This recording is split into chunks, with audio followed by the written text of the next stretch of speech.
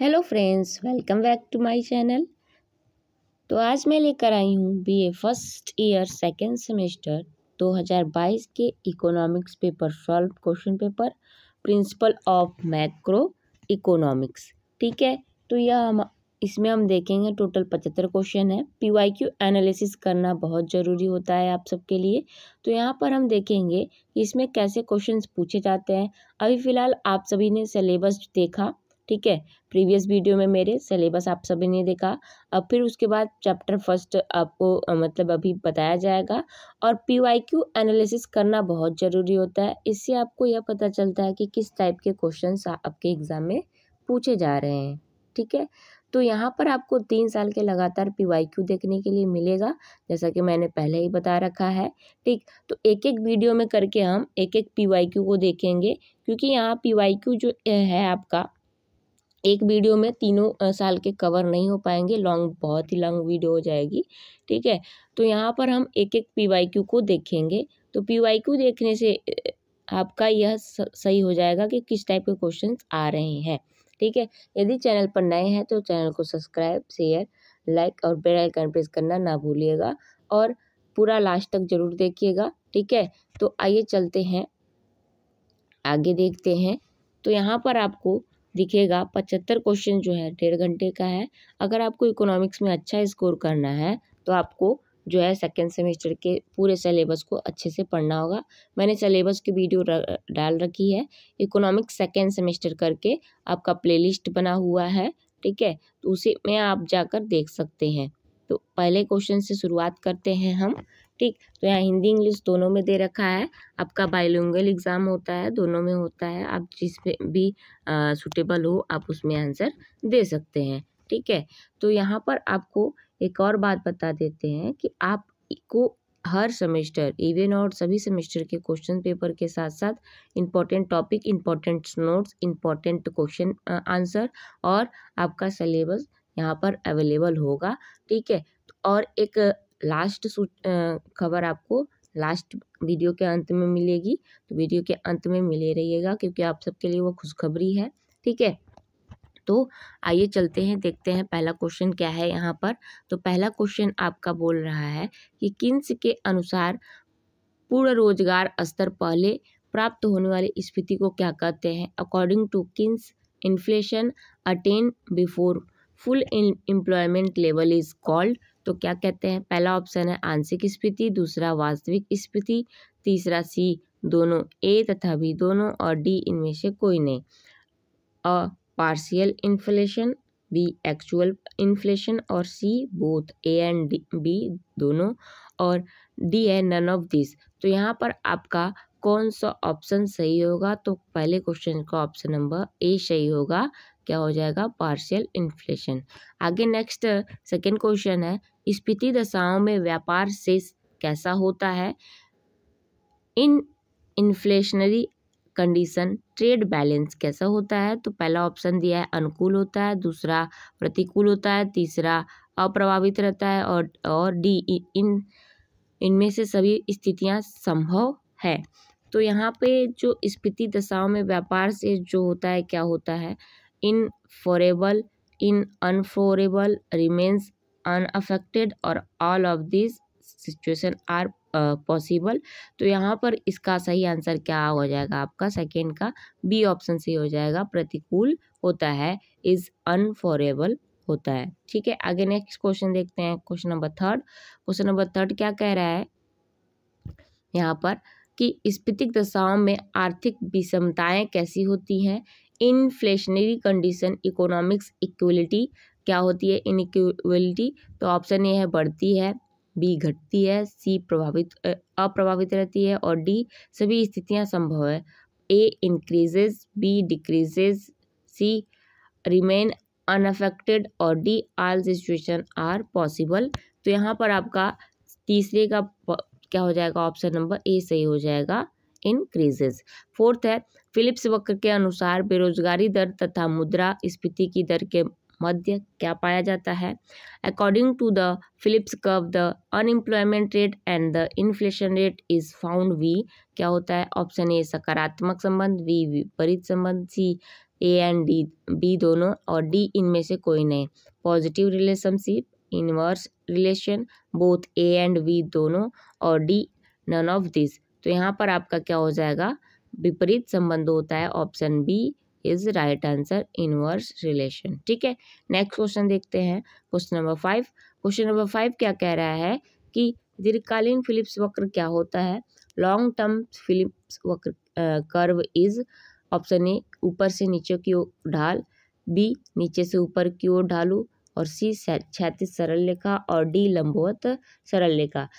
Option A sloping for top to bottom, B sloping from bottom to top, C horizontal straight line, और D vertical straight line.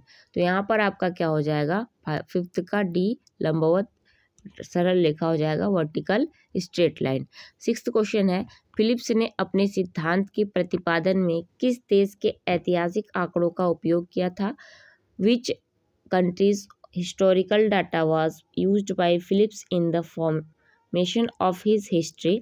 Option A America, B Britain, C France, D Germany.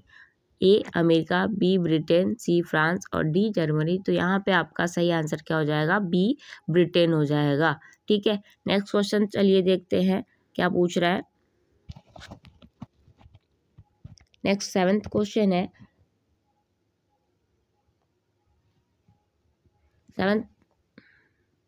7th question है, व्यापार शेष से अभिप्राय है। Trade balance means क्या होता है। वस्तुओं, पहला ऑप्शन है वस्तुओं के आयात निर्यात के में अंतर, बी सेवाओं के आयात तथा निर्यात में अंतर, और सी पूंजी के आयात तथा निर्यात में अंतर, और डी इनमें से कोई नहीं। ठीक है, पहला ऑप्शन है difference between import and export of goods, B difference between import and export of service, और C difference between import and export of capital, और डी नन ऑफ दिस। तो यहाँ पर 7th का option number A is right answer. व्यापार शेष से अभिप्राय क्या होता है, वस्तुओं के आयात तथा निर्यात में अंतर होता है। ठीक है, नेक्स्ट क्वेश्चन 8th, भुगतान से इसके आर्थिक सौदों को निम्नलिखित में से कौन से वर्ग में बांटा जाता है। In which classes the economics transaction of balance of payment classified. तो ऑप्शन नंबर ए दृश्यमध्ये, बी अदृश्यमध्ये, सी पूंजी अंतरण, और डी यह सभी। तो पहला ऑप्शन है visible terms, invisible terms, capital transfer, all of the this. तो यहाँ पर 8th क्वेश्चन नंबर का ऑप्शन नंबर डी सही हो जाएगा, ऑल ऑफ दिस। ठीक है, नेक्स्ट क्वेश्चन चलिए देखते हैं, क्वेश्चन नंबर 9। क्वेश्चन नंबर 9 क्या कह रहा है कि भुगतान से सदैव कैसा होता है। The balance of payment is always कैसा होता है। ऑप्शन ए प्रतिकूल, बी संतुलित, सी अनुकूल, और डी ऋणात्मक संतुलित। A unfavourable, B balanced, C favourable, D negativity balance. तो यहाँ पर क्वेश्चन नंबर 9 का option number B is correct answer हो जाएगा। Option number B is correct answer. ठीक, 10 है, स्थिर विनिमय दर का निर्धारण कौन करता है। Who determines the fixed exchange rate. तो यहाँ पे ऑप्शन नंबर ए है अंतर्राष्ट्रीय मुद्रा कोष, बी मौद्रिक प्राधिकरण, और सी वित्त मंत्री, और डी इनमें से कोई नहीं। A international monetary fund, B monetary authority, C finance minister, और डी नन ऑफ दिस। तो यहाँ 10th वाले क्वेश्चन का आंसर क्या हो जाएगा, मौद्रिक प्राधिकरण, मॉनेटरी अथॉरिटी जो होता है वह स्थिर विनिमय दर का निर्धारण करता है। ठीक, नेक्स्ट क्वेश्चन 11 देखते हैं। 11 क्या कह रहा है कि विदेशी विनिमय बाजार वह बाजार है जिसमें विश्व के विभिन्न देशों की मुद्राओं को क्या किया जाता है। The foreign exchange market is that market in which the currencies of different countries of the world. तो जो विदेशी विनिमय बाजार है वह बाजार जिसमें विश्व के विभिन्न देश की मुद्राओं को क्या किया जाता है। ऑप्शन ए बेचा जाता है, बी खरीदा जाता है, सी बेचा तथा खरीदा दोनों जाता है, और डी विनिमय नहीं होता है। ए ऑप्शन है इज सोल्ड, बी है इज बॉट, और सी है सोल्ड एंड बॉट, और डी है there is no exchange.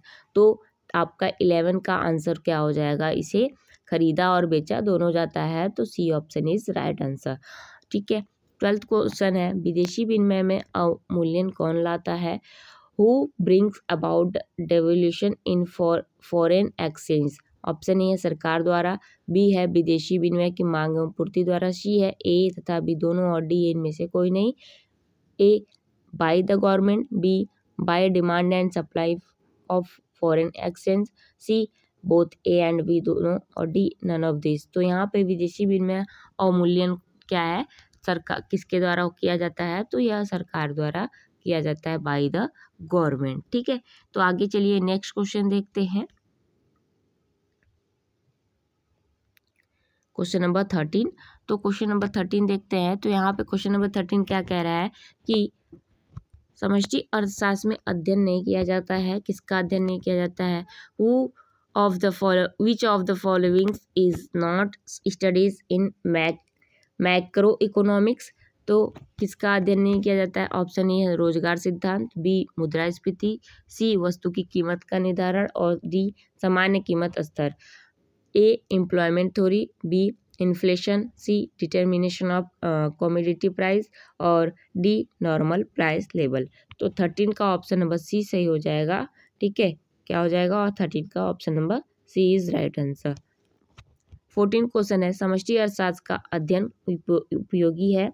The study of macro economics is useful in. तो ऑप्शन नंबर ए है मौद्रिक नीति के निर्धारण में, बी राजकोषीय नीति के निर्धारण में, सी आयात निर्यात नीति के निर्धारण में और डी इनमें से सभी। Option A determination of monetary policy, B formulation of physical policy और C determining the import export policy और डी ऑल ऑफ दिस। तो 14 का ऑप्शन नंबर डी सही हो जाएगा, ऑल ऑफ द डिश। तो यहाँ पे चार जो तीनों है यह समष्टि शास्त्र का अध्ययन के लिए उपयोगी होता है। ठीक है, तो आप सबको एक और बात बतानी है कि आप सभी जो है इसे ज़्यादा से ज़्यादा शेयर करिएगा अपने फ्रेंड्स लोगों को। और यहाँ पर आप सभी डेली जो भी मैं नोट्स बुक PDF के कंटेंट लेकर आ रही हूँ उसका नोट्स आप सभी बनाते चलिएगा, आपके लिए बहुत ही बेनिफिशियल होगा। अगर आप काफ़ी अच्छा स्कोर करना चाहते हैं तो आपको पूरा डिटेल में पढ़ना होगा, क्योंकि यह MCQ है। इसमें आपको हर एक डीप नॉलेज चाहिए, हर एक छोटी छोटी बात पता होनी चाहिए। ठीक है, ताकि आप सभी जो है एक सटीक आंसर दे सके। 75 क्वेश्चन है तो 75 में से आप 75 कर सके ऐसा आपको पढ़ना है यहाँ। ठीक है, तो मैं जब एग्ज़ाम इसका दी थी तो मैंने 75 में से 70 क्वेश्चन जो है एकदम करेक्ट किए थे। मुझे सारे क्वेश्चन आ रहे थे। 5 क्वेश्चन ऐसे गलत हो गए कि 1-2 क्वेश्चन फिलिंग OMR शीट पे फिलिंग करते समय गलत ऑप्शन फिल कर दी थी 1-2 क्वेश्चन का, और 1-2 क्वेश्चन के जो ऑप्शंस थे मैंने पढ़ते वक्त तो ऑप्शन सही चुने लेकिन उसको फिल करते समय ही गलत चुन लिया। ठीक है, पर उस पर ध्यान नहीं दिया, तो ऐसे 5 क्वेश्चन मेरे गलत हो गए, वरना मेरे 75 में से 75 क्वेश्चन सही हो जाते। यहाँ पर आपको 75 में से 75 क्वेश्चन आपके सही हो रहे हैं तो आपको कुछ यहाँ पे फ़ायदा भी मिलता है। और यदि आप बहुत ज़्यादा अच्छा स्कोर करना चाहते हैं तो अगर आपने बहुत अच्छा स्कोर कर दिया है तो आप पूरी यूनिवर्सिटी में टॉप 10 के लिस्ट में आ सकते हैं। अगर पूरे यूनिवर्सिटी में पहले स्थान पर आ गए तो आपको गोल्ड मेडल भी मिल सकता है। तो ये बात ध्यान रखिएगा आप सभी, आप उसी हिसाब से अपनी तैयारी करिएगा।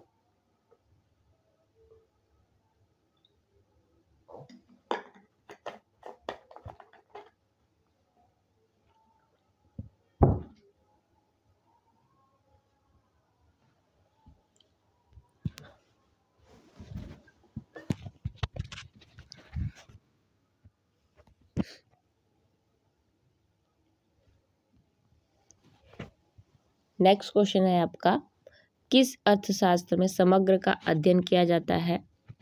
इन विच इकोनॉमिक्स एग्रीगेट इन स्टडीज, पहला ऑप्शन है समष्टि अर्थशास्त्र, दूसरा है प्रबंधकीय अर्थशास्त्र, तीसरा है व्यष्टि अर्थशास्त्र और चौथा है आपका व्यवहारिक अर्थशास्त्र। A option macro economics, B managerial economics और सी माइक्रो इकोनॉमिक्स और डी अप्लाइड इकोनॉमिक्स। तो यहाँ पर आपका 15 का कौन सा ऑप्शन सही हो जाएगा? Option number A is right answer, macro economics. 16 question है, सकल राष्ट्रीय आय में निम्न में से क्या शामिल होता है? पहला ऑप्शन गिरावट लागत, दूसरा स्वनियोजित की आय और तीसरा ब्याज तथा लगान और चौथा उपरोक्त सभी।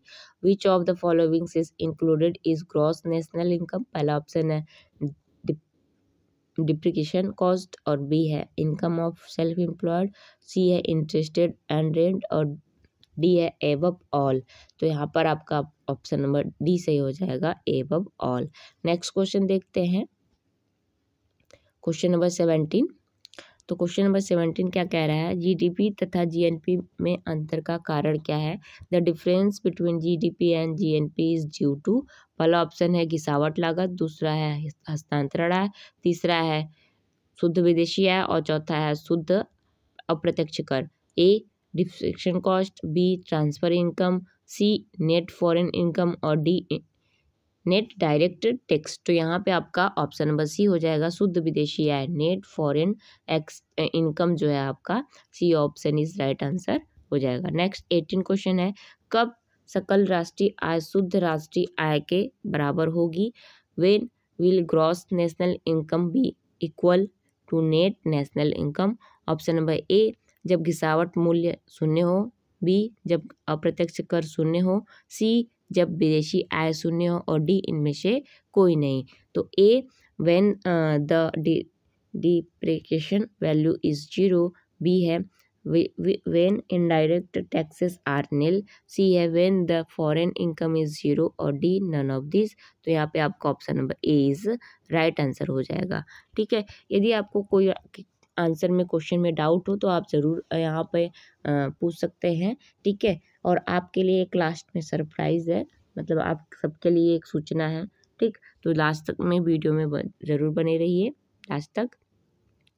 चलिए आगे देखते हैं। आगे आपका क्वेश्चन नंबर 19।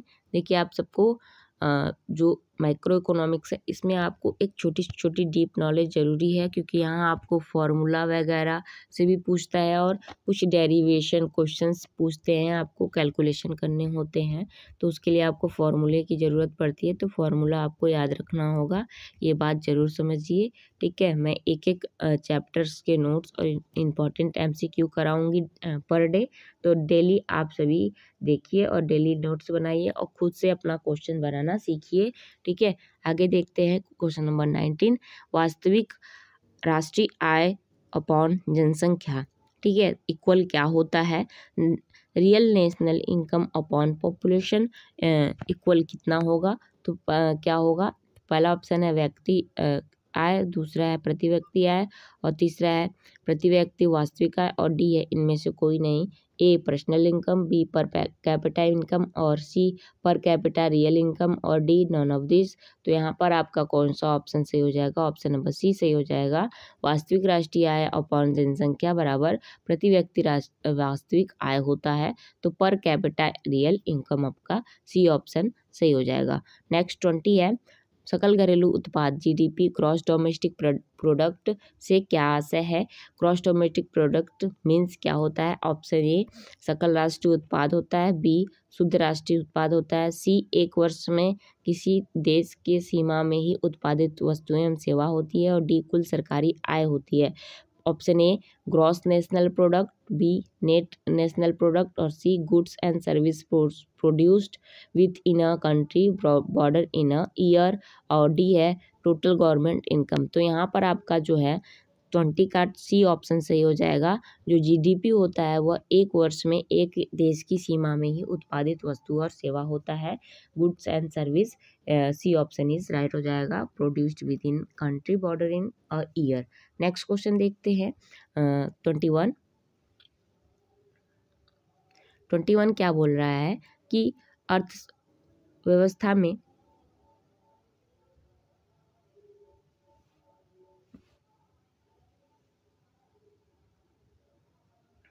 21 बोल रहा है कि अर्थव्यवस्था में सभी वस्तुओं एवं सेवाओं का अंतिम उत्पादन का क्या कहलाता है? The final output of all the goods and service in an economy in a year is called. तो ऑप्शन नंबर क्या हो जाएगा? GNP आपका सही हो जाएगा। Option number A is right answer. 22 है, दोहरी गणना से क्या तात्पर्य है? डबल काउंटिंग मीन्स क्या होता है? ऑप्शन ए उत्पाद की एक से अधिक बार गणना, बी उत्पाद की विभिन्न स्तरों पर गणना, सी उत्पाद एवं भुगतान दोनों की गणना, और डी इनमें से कोई नहीं। Option A counting the product more than once, B है counting the product at difference level, और सी है calculation of both product and payment, और डी है नन ऑफ दिस। तो यहाँ पर आपका कौन सा ऑप्शन सही हो जाएगा? ऑप्शन नंबर बी सही is right answer. Next question देखते हैं 23 क्या कह रहा है आपका कि धनात्मक GDP अंतराल की दिशा में होता है। In the case of positive GDP gap क्या होता है? ऑप्शन ए संसाधनों का अल्प उपयोग, बी संसाधनों का अधिक उपयोग, सी मंद अंतराल, और डी स्थैतिक स्फीति। A under utilization of resources, B excessive use of resources, और सी आपका रिसेशन गैप, और डी स्टैटिक इन्फ्लेशन। तो आपका 13 का option number A is right answer हो जाएगा। आप सभी देख लीजिए। क्वेश्चन नंबर 24 है, सी अपॉन वाई का अर्थ क्या होता है? सी अपॉन वाई मीन्स क्या होता है? ऑप्शन नंबर ए औसत उपभोग प्रवृत्ति, एवरेज प्रोस्पेंसिटी ऑफ कंज्यूम, बी है सीमांत उपभोग प्रवृत्ति, मार्जिनल प्रोस्पेंसिटी ऑफ टू कंज्यूम, और सी औसत बचत प्रवृत्ति, एवरेज प्रोपेंसिटी टू सेव, और सी डी है आपका बचत प्रवृत्ति, मार्जिनल प्रोपेंसिटी टू सेव। यहाँ पर आपका कौन सा ऑप्शन सही हो जाएगा? Option number A is right answer हो जाएगा, एवरेज प्रोपेंसिटी टू कंज्यूम। ठीक है, तो यहाँ देखिए आपका फॉर्मूला वगैरह भी पूछा है, और सभी यूनिट के सभी चैप्टर से आपके यहाँ क्वेश्चंस देखने को मिलेगा। आपको यहाँ पर ये ज़रूरी नहीं है कि किसी एक ही दो चैप्टर से अधिक पूछते, सभी यूनिट के सभी चैप्टर से यहाँ पर आपको क्वेश्चन देखने को मिलेगा। ठीक है, नेक्स्ट क्वेश्चन 25 है, उपभोग फलन की धारणा का प्रतिपादन किसने किया?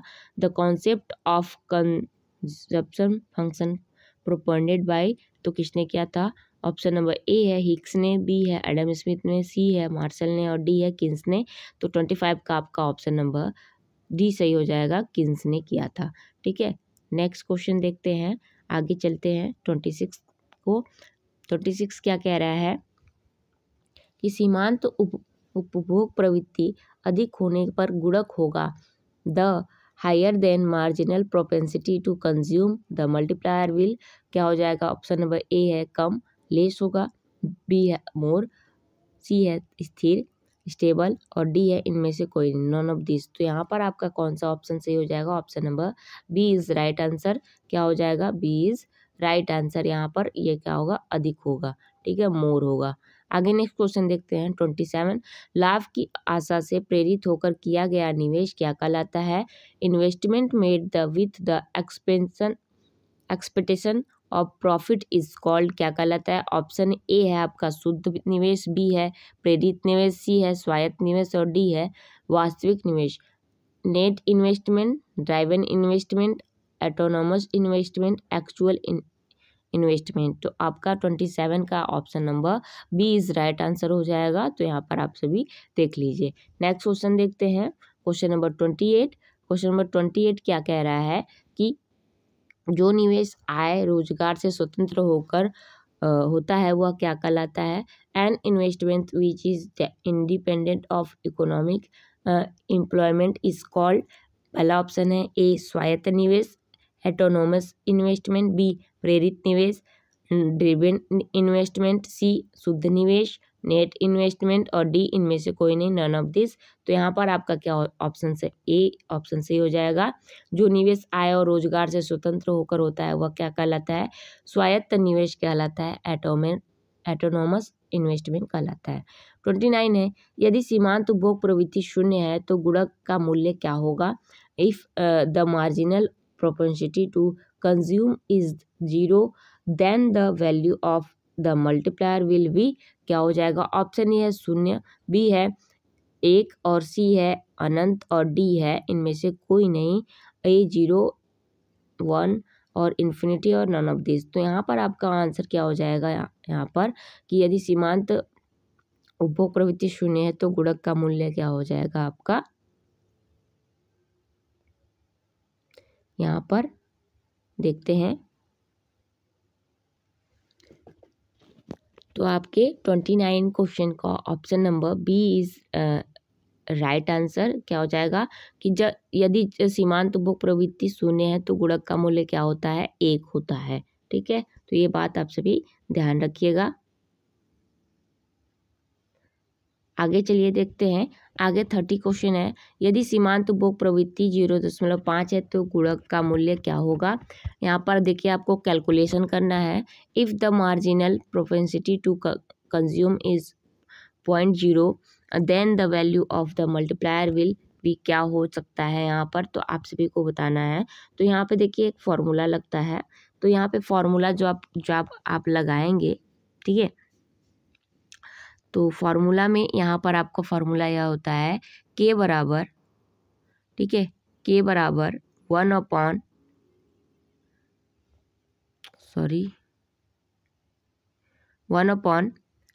के बराबर 1 upon 1 minus M P C. ठीक है, तो यह फॉर्मूला होता है के बराबर 1 upon 1 minus M P C. तो एम पी सी आपका कितना है, यहाँ आपको बताना है। ठीक है,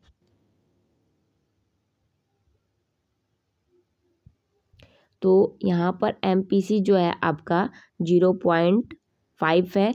तो आप 1 में से जब 1 में से 0.5 माइनस करेंगे तो आपका कितना बचेगा, इक्वल आपका कितना बचेगा यहाँ पर 1 अपॉन 0.5। जब इसको आप डिवाइड करके सॉल्व करेंगे तो आपका यहाँ आंसर क्या आ जाएगा, ध्यान से देखिए।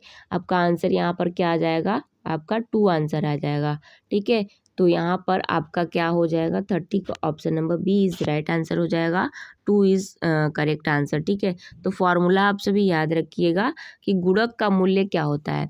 गुणक का फॉर्मूला क्या होता है, के बराबर 1 upon 1 minus M P C, यह गुणक का फॉर्मूला होता है। आप सभी यहाँ इस पर रख सकते हैं। यह आपका सीमांत उपभोग प्रवृत्ति है, मार्जिनल प्रोपेंसिटी कंज्यूम है। तो यहाँ पर यह आप इस पर पुट करके आप सभी सॉल्व करेंगे तो ऑप्शन आपका 2 आएगा। तो 2 इज राइट आंसर। ठीक है, नेक्स्ट क्वेश्चन देखते हैं 31 क्या बोल रहा है, यदि एम पी एस बराबर 1/10 है तो गुणक का मूल्य क्या होगा। इफ एम पी एस बराबर 1/10 then the value of the multiplier will be. तो यहाँ पर आपका option number A is right answer हो जाएगा, 10 हो जाएगा। ठीक है, तो जब आपका एम पी एस जो है वह 1/10 है तो गुणक का मूल्य जो होगा वह कैसे आपका 10 होगा। तो आइए देखते हैं इसके लिए भी एक फॉर्मूला है। ठीक,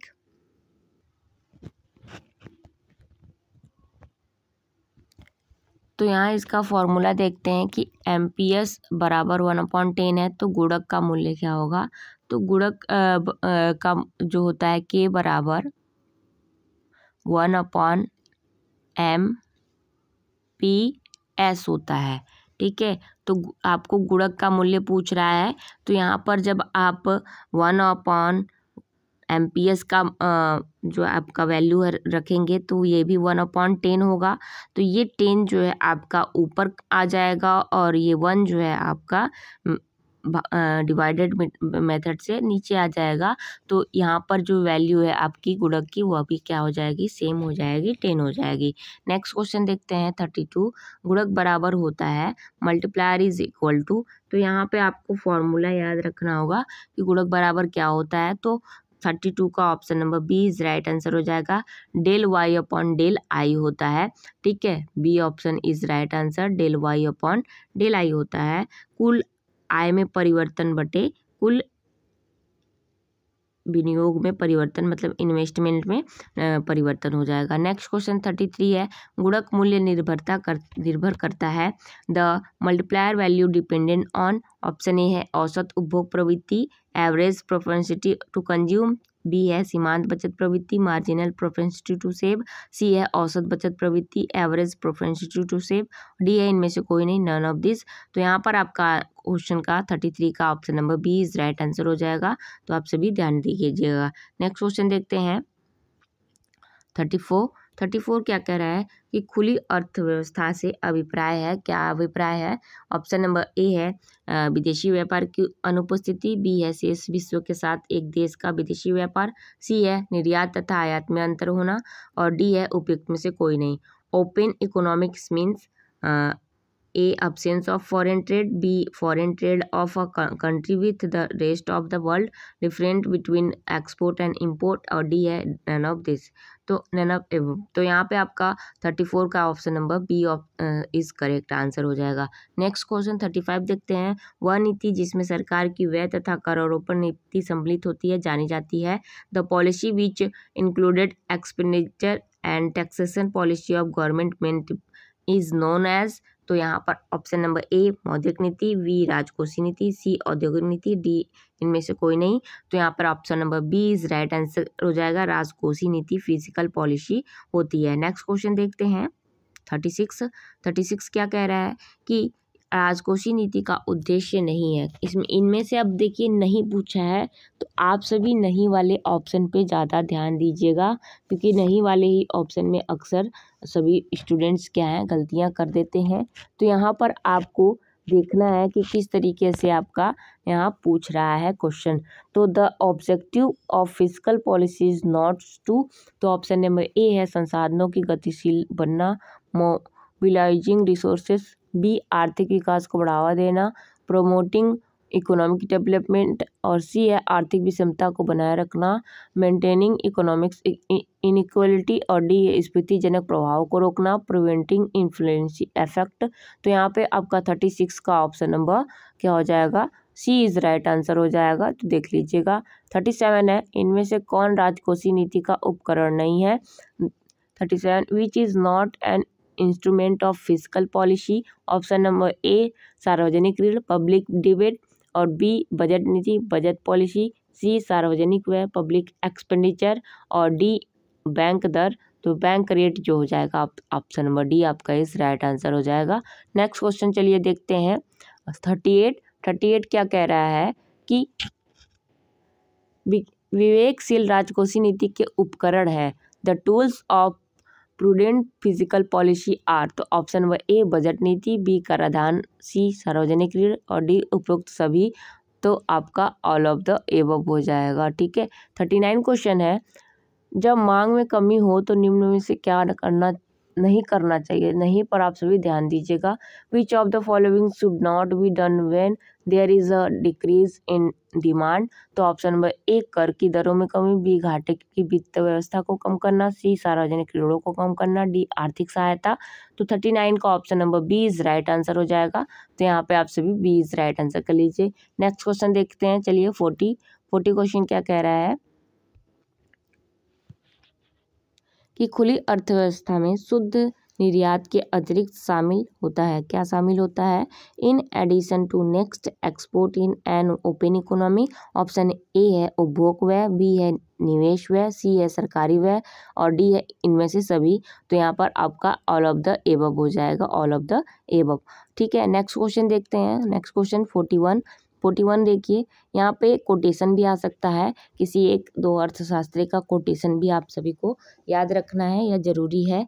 आपके अभी सिलेबस जब आपका कवर हो जाएगा उसके बाद MCQ 1000 MCQ में लेकर जब आऊँगी तो आप सभी को उसमें बहुत सारे क्वेश्चंस ऐसे करने को मिलेंगे जो आपको 100% गारंटी है। अगर आप मेरे 3 साल के PYQ ही देख लेते हैं तो आप 100% गारंटी है कि आप एग्ज़ाम में जो है पास हो जाएंगे बहुत ही अच्छे से। और भी 75 में से आप 60-65 ऐसे क्वेश्चंस करके आएंगे PYQ से ही, सिर्फ मेरे 3 साल के लगातार। ठीक है। तो आइए देखते हैं नेक्स्ट क्वेश्चन। मुद्रा वह है जो मुद्रा का कार्य करे, यह कोटेशन दिया गया है। मुद्रा की यह परिभाषा निम्नलिखित में से किस अर्थशास्त्री ने दी है? Money is what money does, which of the following economist give this definition of money? तो इसका option number B is right answer हो जाएगा। हार्टली विदर्श ने क्या किया है, इसको परिभाषित किया है। नेक्स्ट क्वेश्चन देखिए। और हाँ, आपको एक बात और बता दें, जब आपका एग्ज़ाम बाइलिंगुअल में हो रहा है तो आपको अगर यदि हिंदी वाले कुछ वर्ड्स नहीं समझ आते हैं तो आप तुरंत इंग्लिश वाले क्वेश्चंस को पढ़िए। अगर आपको इंग्लिश वाले क्वेश्चन में थोड़ा सा भी समझ आ गया तो आप एक बेहतर ऑप्शन चूज़ कर सकते हैं। कभी कभी क्या होता है कि हिंदी वर्ड्स जो होते हैं वह बहुत ही डिफरेंट होते हैं और समझ नहीं आते हैं, तो आप इंग्लिश वाले क्वेश्चंस पर भी थोड़ा सा ध्यान दे लीजिएगा, क्योंकि ऐसा 1-2 बार हो चुका है, मैंने देखा है, किया भी है कि जब अगर हिंदी का समझ नहीं आ रहा है तो मैंने इंग्लिश पढ़ के उसका आंसर दिया है। इंग्लिश वाली बहुत आसानी से समझ आ गई थी, इसलिए आप सभी को बता रही हूँ। ठीक है, तो आइए चलते हैं 42 देखते हैं। वर्तमान मुद्रा का आविष्कार हुआ किस लिए हुआ? The present currency was invented किसके लिए हुआ? ऑप्शन ए वस्तु विनिमय प्रणाली की कठिनाइयाँ दूर करने के लिए, to remove the difficulties of barter system. B है आर्थिक विकास के लिए, फॉर इकोनॉमिक डेवलपमेंट। सी है अंतर्राष्ट्रीय व्यापार वृद्धि के लिए और इंक्रीज इंटरनेशनल ट्रेड। और डी है इनमें से कोई नहीं, नन ऑफ द एबव। तो आपका जो मुद्रा का आविष्कार किसके लिए किया गया था? तो वस्तु विनिमय प्रणाली की कठिनाई को दूर करने के लिए किया गया था। पहले जो है वस्तु विनिमय प्रणाली होती थी, यदि आपके घर गेहूं हो रहा है और मेरे घर चावल हो रहा है तो आप मुझे चावल के बदले गेहूं देंगे और मैं आपको गेहूं के बदले चावल दूंगी। तो यह एक वस्तु विनिमय प्रणाली होता था इस तरीके से।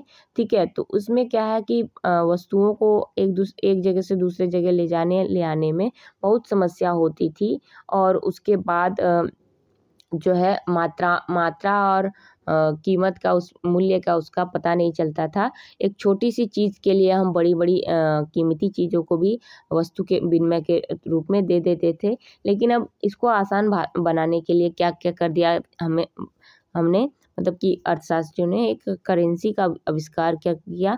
ठीक है, आगे देखते हैं 43। प्रतिष्ठित दृष्टिकोण से मुद्रा की मांग की जाती है। Currency is demanded from a classical approach. तो ऑप्शन नंबर विनिमय ए है विनिमय कार्य हेतु, बी है मूल्य की माप हेतु, सी है सट्टा कार्य हेतु और डी है संचय मूल्य के लिए।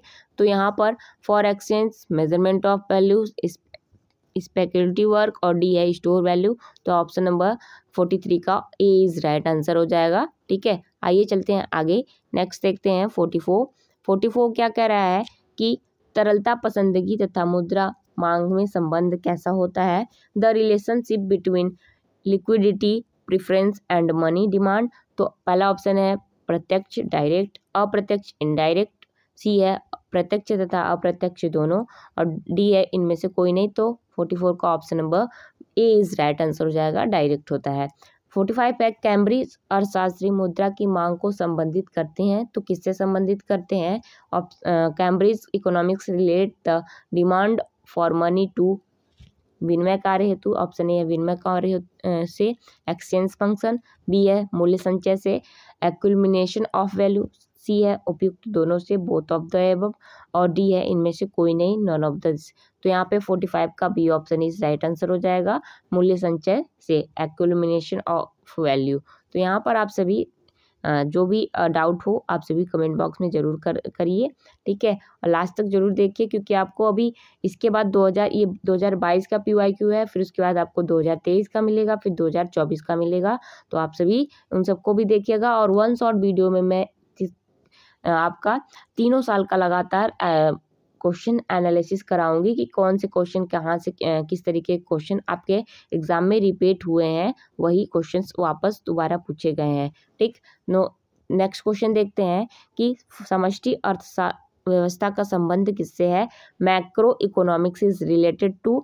ऑप्शन ए है उपभोग फलन के सिद्धांत से, theory of consumption function, B है व्यापार चक्र सिद्धांत से बिजनेस साइकिल थ्योरी, सी है आर्थिक विकास के सिद्धांत से थ्योरी ऑफ इकोनॉमिक्स डेवलपमेंट, और डी है इनमें से सभी ऑल ऑफ द एबव। तो क्या हो जाएगा 46 का option number D is right answer हो जाएगा, ऑल ऑफ द एबव। 47 है भारत में राष्ट्रीय आय का आकलन किसके द्वारा किया जाता है? National income assessment in India is done by, तो ऑप्शन नंबर ए है वित्त मंत्रालय, मिनिस्ट्री ऑफ फाइनेंस, बी है केंद्रीय सांख्यिकी संगठन, सेंट्रल स्टैटिस्टिकल ऑर्गेनाइजेशन, CSO यहाँ पर आपका होगा। ठीक है, और आप सी क्वेश्चन है मानव संसाधन विकास मंत्रालय, ministry of human resources development, और डी है विश्व बैंक, वर्ल्ड बैंक। तो यहाँ पर आपका 47 का जो है भारत में राष्ट्रीय आय का आकलन किसके द्वारा किया जाता है? CSO। ठीक है, केंद्रीय सांख्यिकी संगठन द्वारा किया जाता है, सेंट्रल स्टैटिस्टिकल ऑर्गेनाइजेशन द्वारा यहाँ पर इसका किया जाता है। आगे नेक्स्ट देखेंगे 48 में भी देखिए यहाँ पर आपका फॉर्मूला आ गया है, 49 भी आपका फॉर्मूला है। तो यहाँ पे आप सभी ध्यान देंगे कि किस तरीके से हो रहा है। तो 48 निम्नलिखित में से कौन सा कथन सत्य है? विच of the following statement is true. तो यहाँ पर आपको फॉर्मूला याद रखना है, तो फॉर्मूला आपका option number B is right answer हो जाएगा। MPS प्लस MPC बराबर 1 होता है।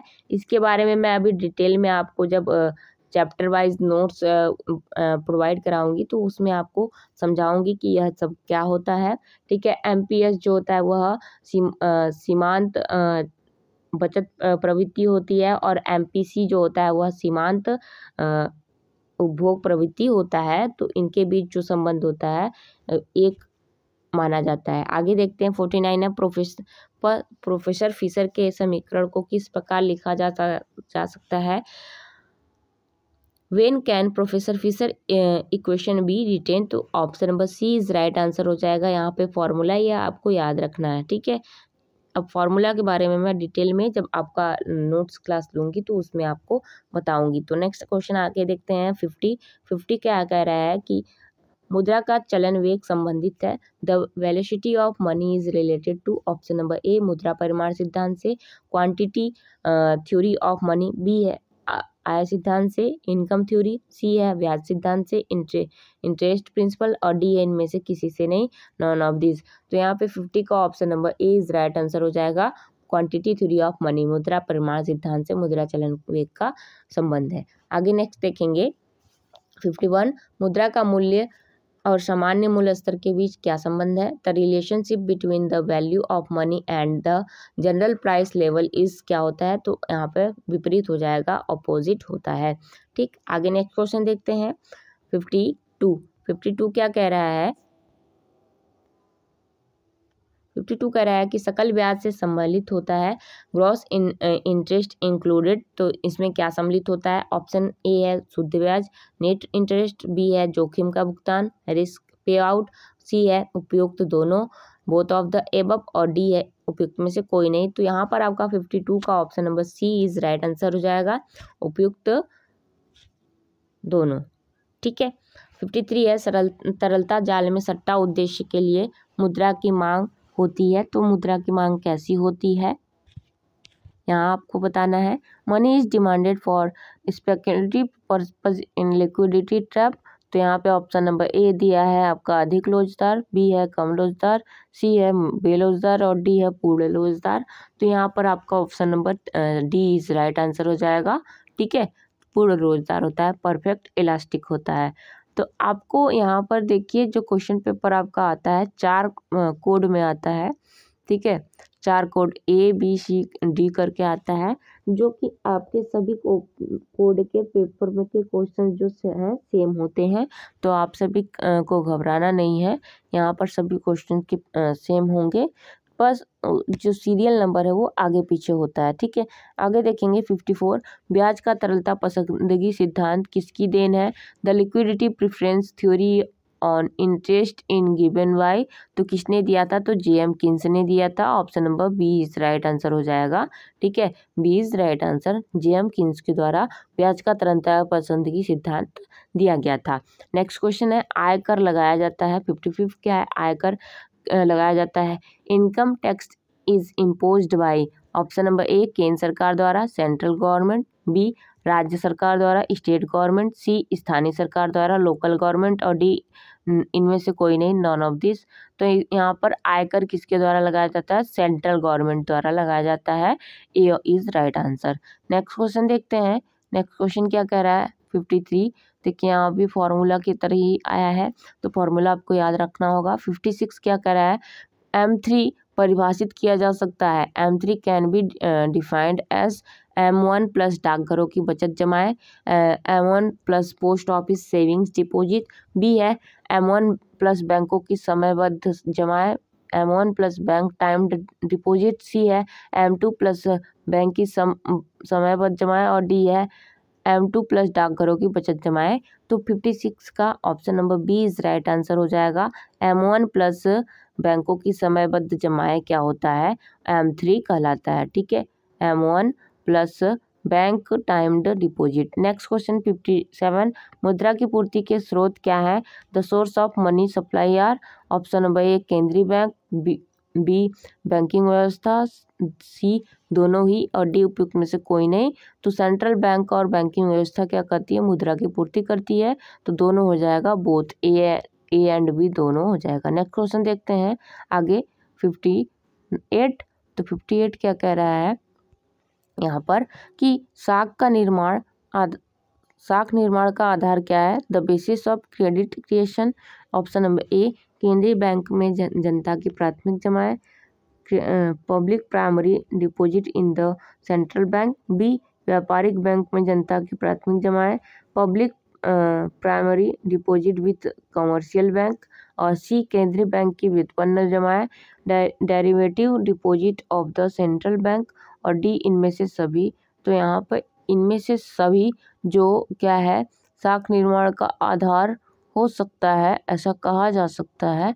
ठीक है, तो यहाँ पर इसका जो है क्वेश्चन का ऑप्शन डाउट लग रहा है, आप सभी जरूर बताइएगा कमेंट बॉक्स में। आगे नेक्स्ट देखते हैं 59। 59 जो है आपका कौन सा कथन सत्य है? Which statement is true? A option number A है जब बैंक ऋण देते हैं तब प्राथमिक जमाएं बनती हैं, primary deposit are credit when bank given loans, B है जब बैंक ऋण देते हैं तब व्युत्पन्न जमाएं बनती हैं, the derivative deposit are credit when bank give loans, C है उपयुक्त दोनों सत्य है, both of the above are true, D उपयुक्त दोनों असत्य हैं, both of above are false. तो 59 का option number B is right answer हो जाएगा। ठीक है, नेक्स्ट देखते हैं 60 क्वेश्चंस। 60 क्वेश्चन क्या कह रहा है? नगद कोष का प्रतिशत कम करके बैंक अपनी साख निर्माण की शक्ति में क्या करता है? फिल इन द ब्लैंक है।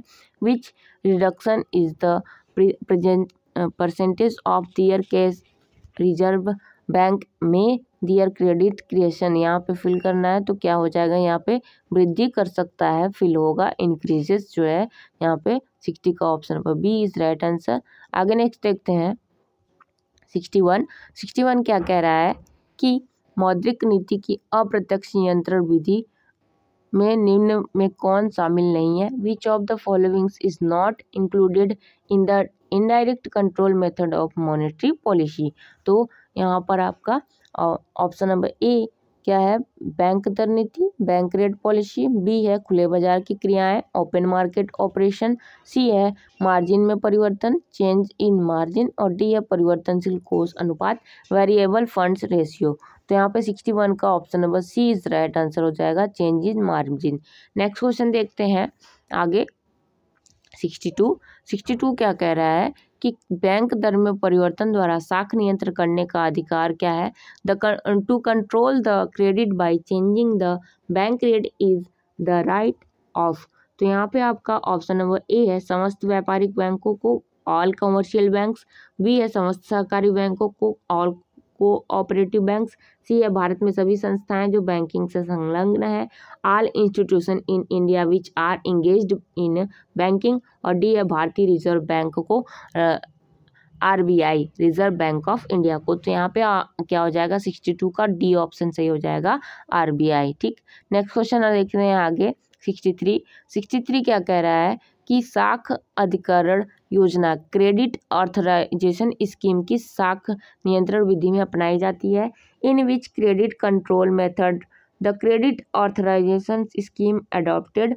तो ऑप्शन नंबर ए है बैंक दर, बी है चयनात्मक शाख नियंत्रण सेलेक्टिव क्रेडिट कंट्रोल, सी है मौद्रिक नीति का मूल्यांकन evolution of monetary policy, D है खुले बाजार की क्रियाएं ओपन मार्केट ऑपरेशन। तो 63 का option number B is right answer हो जाएगा। सेलेक्टिव क्रेडिट कंट्रोल चयनात्मक शाख नियंत्रण द्वारा होता है। नेक्स्ट क्वेश्चन है ISLM विश्लेषण के विचार का प्रतिपादन किया था, किसने किया था? The ideas of ISLM analysis was propounded by, तो यहाँ पर आपका option number C is right answer हो जाएगा। JR हिस्क तथा हैंसन ने किया था। ठीक है, नेक्स्ट क्वेश्चन देखते हैं। आप चलते हैं 65 क्वेश्चन।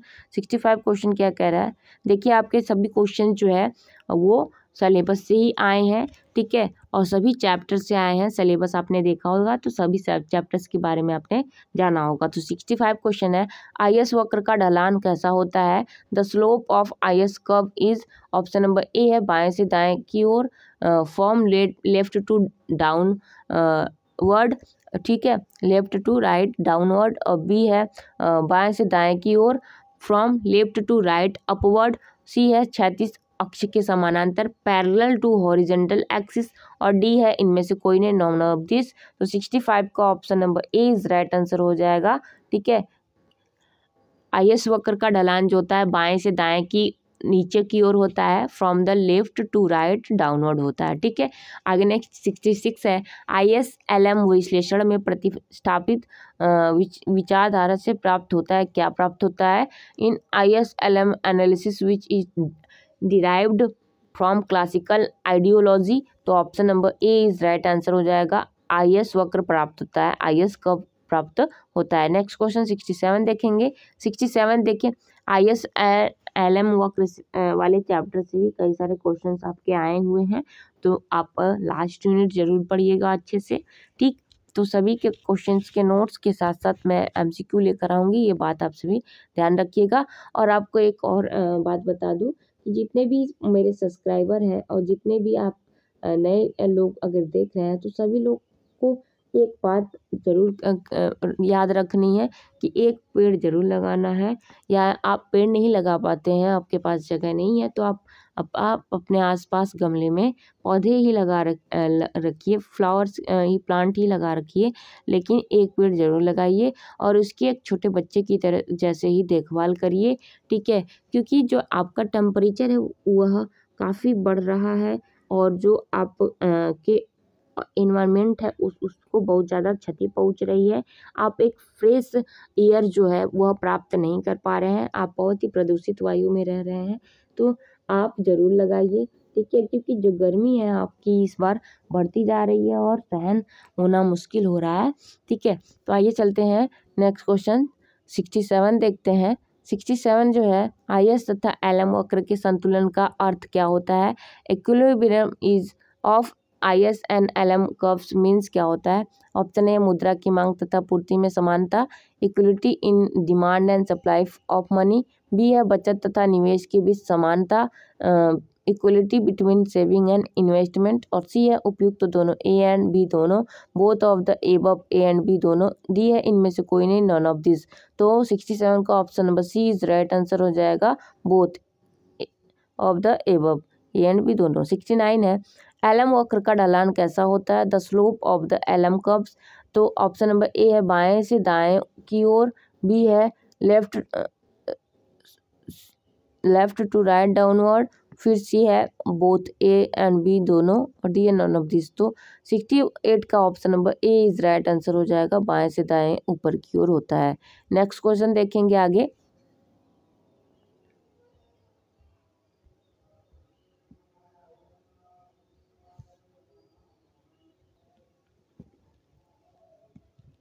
तो अब 69 हम देखेंगे कि LM वक्र दाईं ओर खिसकता है, किस कारण खिसकता है? The LM curve shift to the right side, किस कारण होता है? तो option number A is right answer, विस्तारित मौद्रिक नीति के कारण खिसकता है, due to expansionary monetary policy. 70 है, संकुचित वित्तीय नीति से IS वक्र में विवर्तन होता है, और narrow physical policy cases divergence in the IS curve, तो यह कैसा होता है, पीछे की ओर होता है। तो option number B is right answer, backward हो जाएगा।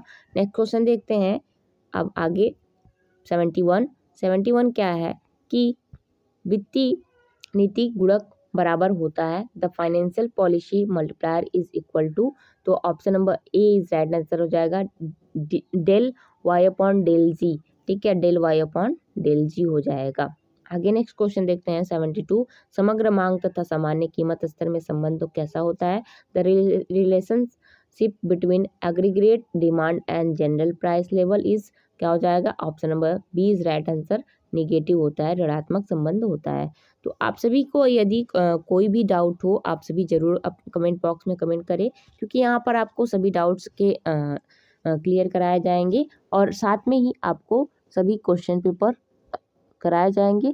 इकोनॉमिक्स और ज्योग्राफी के पॉलिटिकल साइंस के खासकर आपको सभी क्वेश्चन पेपर के साथ साथ नोट्स वगैरह मिलेंगे और आपको यहाँ पर बहुत सारे क्वेश्चन देखने के लिए मिलेंगे जो आपके एग्जाम में 100% गारंटी के साथ पूछे जा सकते हैं। आइए चलते हैं नेक्स्ट क्वेश्चन देखते हैं 73 में आपका क्या बोल रहा है कि अर्थव्यवस्था में धनात्मक मांग धक्का उत्पन्न होता है जब a positive demand push occur in the economic when, option number A is right answer, सरकारी व्यय में जब वृद्धि होती है तो अर्थव्यवस्था में धनात्मक धक्का उत्पन्न होता है, इंक्रीजेस इन गवर्नमेंट एक्सपेंडिचर। ठीक है, और 74 है, दीर्घकालीन समग्र पूर्ति वक्र कैसा होता है, the long run aggregate supply curve is कैसा होता है, option number B is right answer, पूर्ण बेलौजार होता है, परफेक्ट इनएलास्टिक होता है। नेक्स्ट क्वेश्चन आपका लास्ट क्वेश्चन है यह, फिर उसके बाद हम मिलेंगे नेक्स्ट वीडियो में 2023 वाले PYQ में, फिर उसके बाद 2024 के PYQ को देखेंगे। तो आप सभी बेल आइकन प्रेस करना ना भूलिएगा ताकि आपको नोटिफिकेशन मिलता रहे। ठीक है, लास्ट क्वेश्चन है, मुद्रास्फीति में मुद्रा का मूल्य और वस्तु का मूल्य क्या होता है, in inflation the value of money and the value of commodity, तो यहाँ पर आपका 70 का लास्ट का B option is right answer हो जाएगा, विपरीत दिशा में बदलता है, change in the positive direction. ठीक है, मिलते हैं नेक्स्ट वीडियो में। आपको यदि यह वीडियो कैसी लगी आप अपना फीडबैक ज़रूर दीजिएगा। ठीक है, और यदि यूजफुल है तो आप सभी मेरे चैनल को subscribe share bell icon press करना ना भूलिएगा। ठीक है, और आपको लास्ट में एक इंफॉर्मेशन देनी थी, यदि आपको इसका नोट्स चाहिए या PDF चाहिए तो आप सभी ज़रूर बताइए। ठीक है, तो आइए चलते हैं मिलेंगे नेक्स्ट वीडियो में। Thanks for watching video.